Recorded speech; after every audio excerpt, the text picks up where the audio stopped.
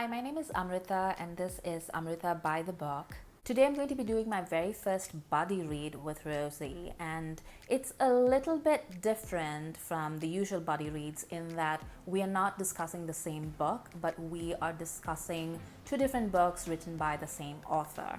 I'm going to link down below to the book that Rosie read, and I will have a short snippet that she sent over about the book that she read later on in this video. But my own choice has been By Force Alone. Now, I don't really remember why or how I picked this up. I think it was because I was cheap and it was on sale, and he's an author that I've been meaning to read for a long time, and people were talking about how great this book was. And so I just bought it without even reading a blurb, because that always works out for me. And then a little while ago, I had a Twitter exchange with him where we were talking about why Yorkshire is so murdery all the time. And somehow my brain smushed these two things together, and I honestly thought that By Force Alone was a action thriller novel. And in a way it is.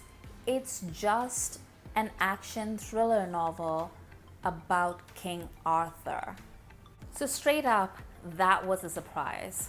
As I was telling Rosie, I don't have anything against King Arthur as such, but it's not a tale that I enjoy as much as others. I'm much more of a Monty Python's Holy Grail kind of person rather than a Mists of Avalon person. But a deal is a deal, and Rosie and I said that we were going to do this buddy read, so I knew I had to read it. So going in, this book already had two strikes against it. Like, it was a genre that I didn't really care about, and it was an obligation, and I'm a huge mood reader. So I want you to keep that in mind when I tell you that I actually really enjoyed this book.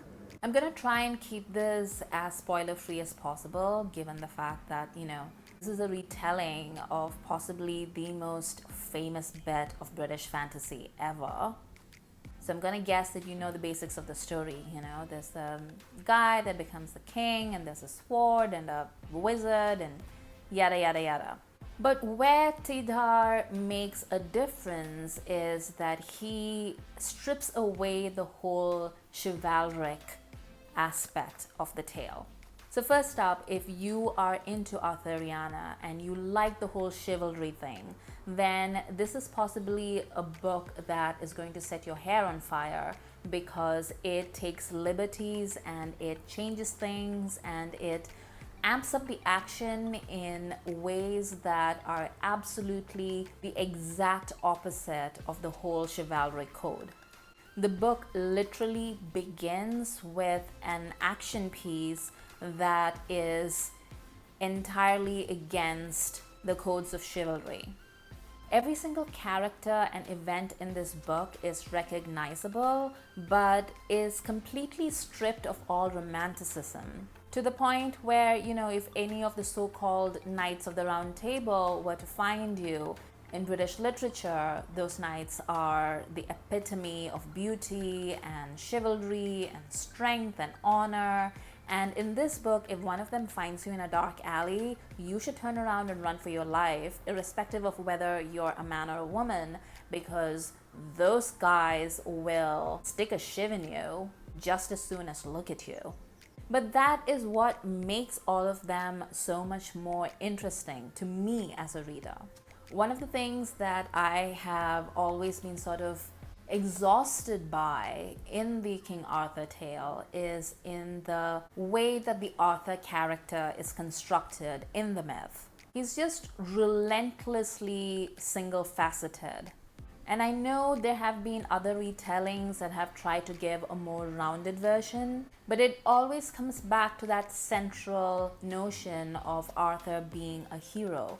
And in this version, Arthur is not a hero. He's a complete and utter bastard who is out to get whatever he can. The novel begins with a foreshadowing of the end, and by the time you make your way to the end, he has lived a life that would make steam come out of your ears. But the characters that he runs into over the course of this book are equally twisted Guinevere, for example, has never been a favorite of mine. Like, I have never, even as a child or as a teen, I have never been able to connect with her. Like, she's not the type of woman with whom I would identify or relate in any way. She's always seemed like a stock version of a beautiful woman. And I know that there have been other adaptations and retellings that have tried to give her a bit more of a personality. But again, just like Arthur in those other versions, she's also similarly hamstrung by the fact that she has to hit certain points in the story and certain unchanging bits of character work. And what Tidhar does is that he throws all of it out the window.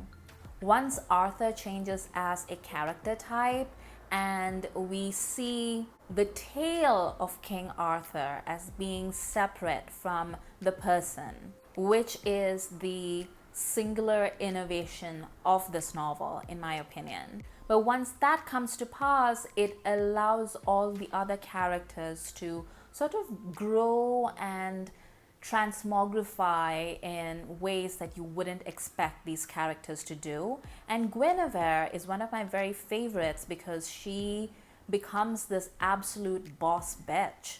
Emphasis on boss and bitch. Tidhar also takes Lancelot, who is traditionally this very English knight, and transforms him into, I don't know how to describe it, but like a Jewish ninja. It's awesome. I cannot begin to tell you how irritated I have been with Lancelot my entire life and how insufferable I have found him as a character. And then all of a sudden he shows up in this book and I was actually laughing because it was such a subversion of epic proportions. And it worked, like, this is the thing, I have mentioned in my video that I did for Rosie's channel, I was talking about how this book is so cinematic, which can often be a lazy way of describing a book that is vivid and has an energy to it.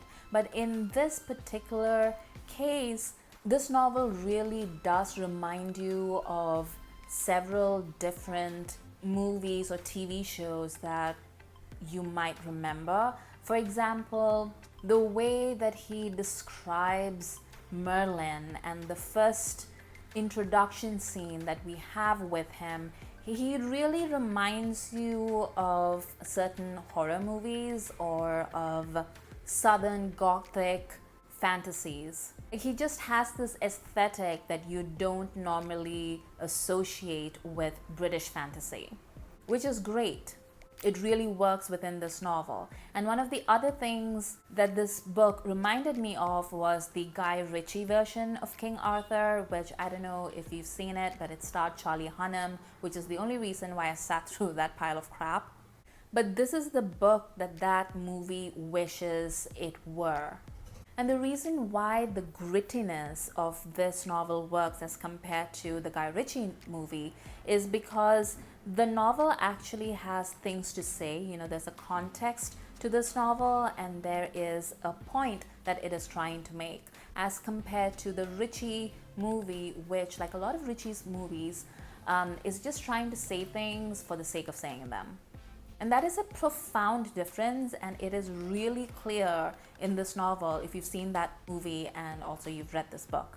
Because the central arc of this novel is that Arthur is trying to consolidate his power, and the way that he does it is by constructing an image, and he's helped in this by Merlin, who has his own reasons for going along with Arthur. And this idea of a man in search of power and who understands the need to construct a mythos around himself, and the way that he takes like little things and then transforms them through the power of basically PR to build a narrative that would long outlast him.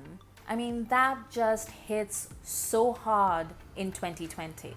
I spend a lot of time in my professional life thinking about narratives and about images and about building cohesive messaging around, well, corporations mostly. And while this book is mostly about political messaging, it still talks about the value of a brand and how people can use it and how it can often mask a ton of dirt. I also really appreciate the way Tidhar uses fantasy and science fiction and history in order to construct this England that really does seem like a place that could have existed but also exists outside of time. This is possibly the most interesting that the UK has been for like decades. I swear to God.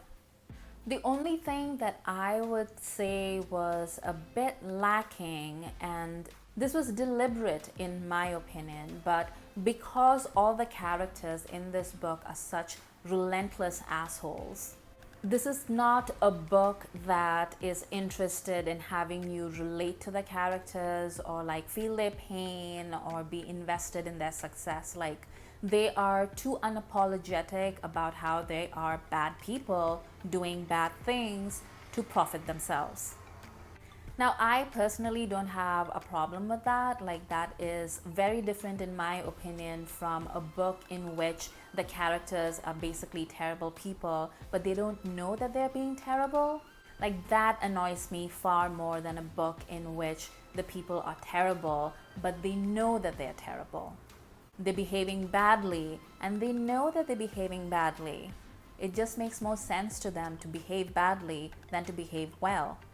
In fact, those are some of my favorite characters. So for me, this wasn't a book that bothered me as such, but I can see why a lot of people would take issue with that element. And also, if you are completely wedded to a pure form of mythology, if it bothered you that Idris Elba has a place in Valhalla, if you get really mad that Hermione is being played by a black actress on stage, if you strongly believe that Mount Olympus must only be populated by British actors, then again, this is a book that is going to bother you. I personally don't know people like that, and I don't hang out with them, and I don't expect them to be watching my videos.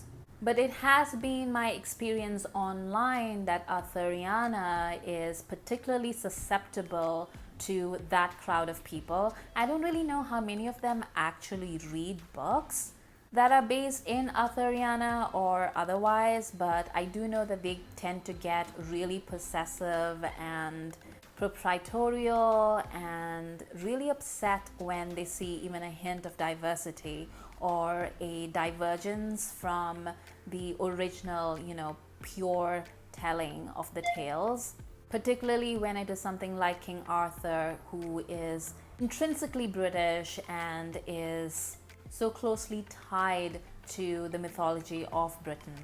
But honestly, this is just a great book. So if you ask me, would I be willing to read another book by Lavie Tidhar, especially given the sheer variety of genres in which he writes?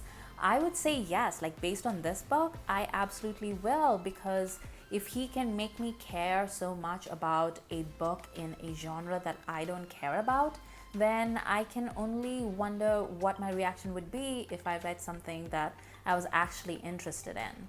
And with that said, I'm just going to throw this to Rosie, who read a completely different book, and she's going to tell me and you about her experience with Lavie Tidhar. Hi everyone, I'm Rosie. I make booktube videos at my channel, Rosie Cockshutt, and today I'm going to be talking about Central Station by Lavie Tidhar.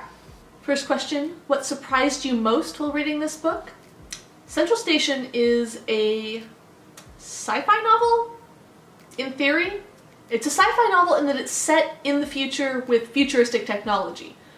But that's about where the sci-fi ends. I did not expect this to be so philosophical, for lack of a better word. It's really more focused on humanity and the intersection of humanity and technology and where religion goes in the future than it is in science fiction. It was interesting, but I did not expect that whatsoever from the blurb. The second question is, what delighted you most about this book?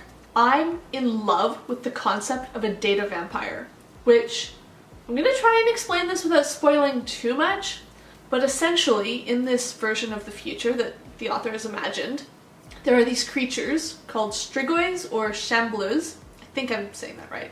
Essentially, they bite people, but instead of sucking out their blood, they suck out their data or their memories. There's a lot of really tragic and upsetting aspects to this concept in the book, but the idea of the concept is just so interesting to me.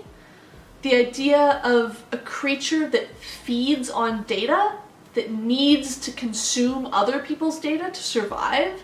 What is one element you feel was missing from this book? Unfortunately, a sense of cohesion, which is kind of a big element that it kind of really needs. It had huge amounts of incredible world building and characters and ideas and things to explore. But unfortunately, there was just really nothing holding it together. It was just tied together and interwoven enough that it was clear that it was supposed to be a novel and not a short story collection, but there wasn't enough sense of plot or theme running throughout to make you feel like you were actually reading a novel. So either a more cohesive plot or theme throughout the book, or conversely, less plot or less theme actually could have worked as well. If each of these chapters had been individual short stories that had passing references to other stories but were largely self-contained, I think that could have been great as well. And just really said, there's no plot here, we're just exploring this fascinating world and these interesting characters that exist in it. That could have been great. But the halfway in the middle, it's like lukewarm coffee, right? Hot coffee, awesome, delicious. Iced coffee, great. But does anyone really like a room temperature coffee? No. And this book was sort of the room temperature coffee of cohesion. So there you have it, folks. Don't forget to check out Rosie's full review that's linked down below. And I'll see you next time. For more videos, please hit the subscribe button.